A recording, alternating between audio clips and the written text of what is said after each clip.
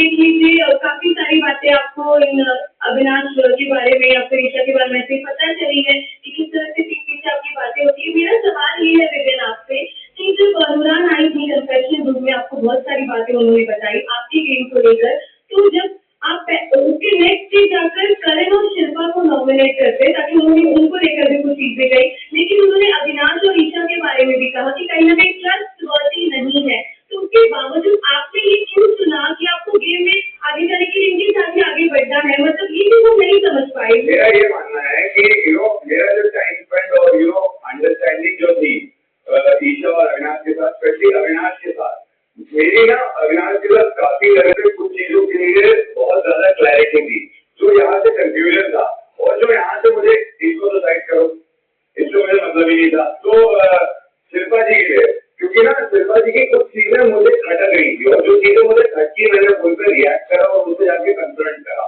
शिल्पा जी ने मुझे उस पर रिप्लाई किया, उन्होंने मुझे सीधा कहा ठीक है अगर आपको ऐसा लगता है तो ठीक है ऐसा ही है और आप जाइए, मैं आपको किसी सवाल का जवाब नहीं दूंगी।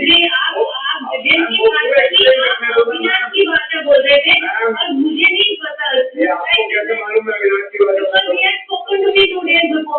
वही सवाल किए थे जो तुमने किए। अगर मैं अविनाश से बात करूंगा मैं बोलूंगा भाई क्या गलती कर रहे हैं, क्योंकि अविनाश नहीं समझे तुम, तुम्हारे पॉइंट पे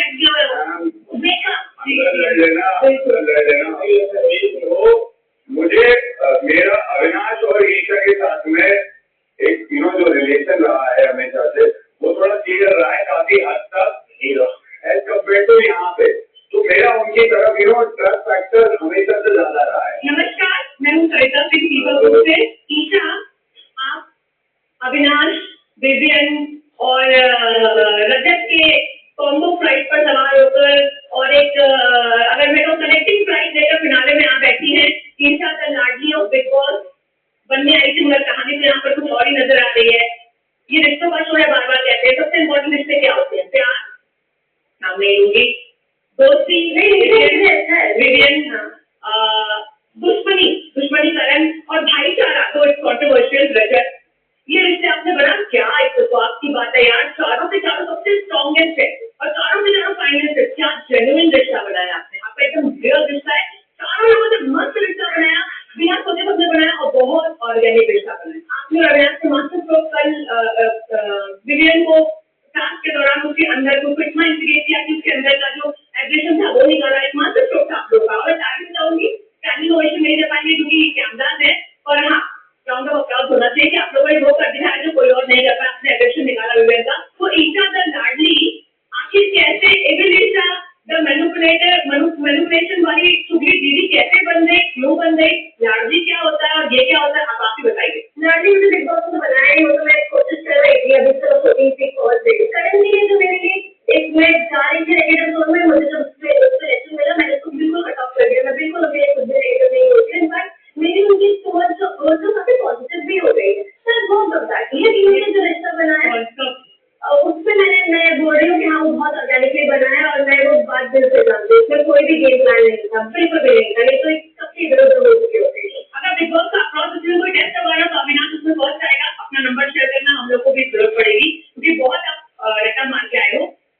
आप नैरेटिव सेट करते हो, सबके लिए नैरेटिव सेट करते हो, हर एक के लिए नैरेटिव सेट करते हो। अगर आपने हद कर दी जो आपका दोस्त है फ्रेंड या जो भी आप कह रहे हो, ये नैरेटिव सेट कर लिया, ये तो फिनाले में जाने के लायक ही नहीं है। आपने मेडो किया ये बोल करके कि वहां जाएगा तो अपना टिकट किसी और को दे देगा, लेकिन आप जनता को क्या बता रहे थे? अरे भैया किसको सपोर्ट कर रहे हो, देखो उसको तो फिनाले में जाना ही नहीं है। क्या ये नैरेटिव नहीं था अपने दोस्त के खिलाफ? क्या आप भी इस चीज को अपने फायदे के लिए इस्तेमाल कर रहे थे? आपको कंटेस्टेंट होना चाहिए बिग बॉस नेक्स्ट सीजन का फर्स्ट ऑफ ऑल, ठीक है?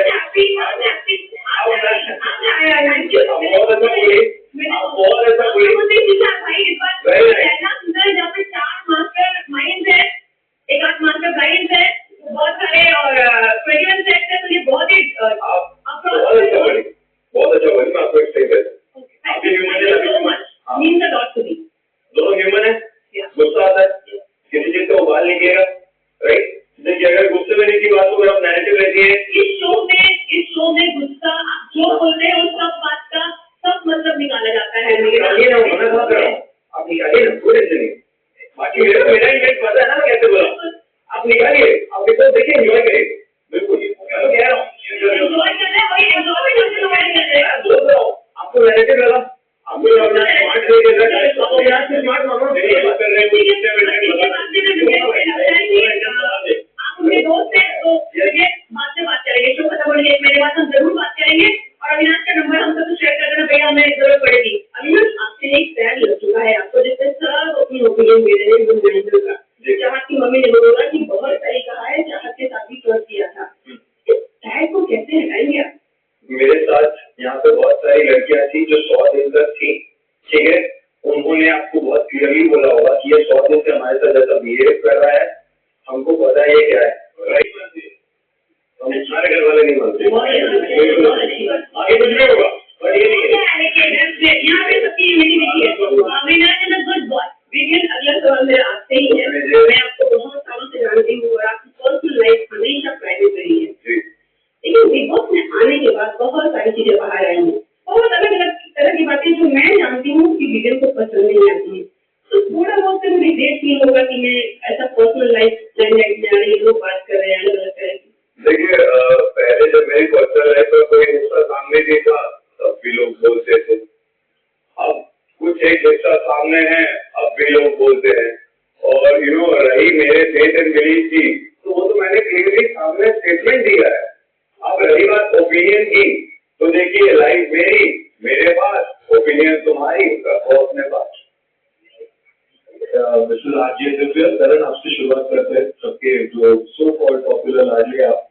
यार एक चीज पूछना चाहूंगा, ये जो आपका विपिन को लेकर जो क्या प्रॉब्लम क्या है, इश्यू क्या है? जब विपिन की बात आती है, आपने अग्रेशन भी कहा, आपने कहा मुझसे बैठना, आपने उसके ऊपर काफी चीज और भी ऐड कर दी, आपने कहा कि इनका असली चेहरा बाहर आ गया है, यहाँ तक कि चून के साथ जो इश्यू था वो उसने सॉल्व कर दिया, शी डिड नॉट माइंडेड, पर आपने आके वहां पे पूरा विक्टिम कार्ड प्ले करने की कोशिश की। और शायद ये पहली बार ऐसा हुआ है बिग बॉस के हिस्ट्री में किसी लड़की ने नहीं, लेकिन एक लड़के ने विनिंग कार्ड खेला। विनिंग कार्ड कौन सा खेला मैंने? मेरा सवाल अविनाश के लिए है। आप शुरुआत में जब आए थे ना बहुत फायर लगे थे, आपको चुटकी बहुत मिली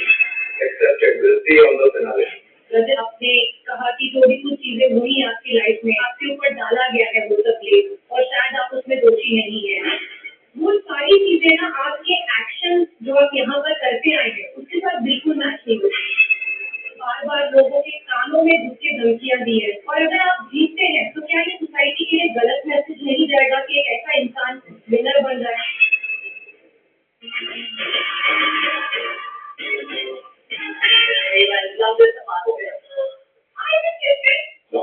और जब भी नया साइड बन जाएगा ना, 20 minutes India's #1 real estate app. Download now. लो बैटरी फ्री चार्ज। और अपने पार्टनर से पूछा और शायद आपके पार्टनर को भी इंडिया की #1 मैच को समझ आया कुछ ऑलवेज अपने पार्टनर से चेक आउट दिस व्यू।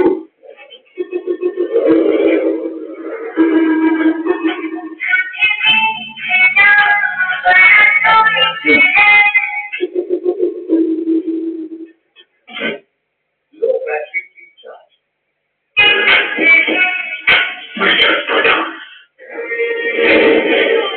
जब विलन्स को कोई को समझने लगता है तब हीरो को विलन बनना होता है।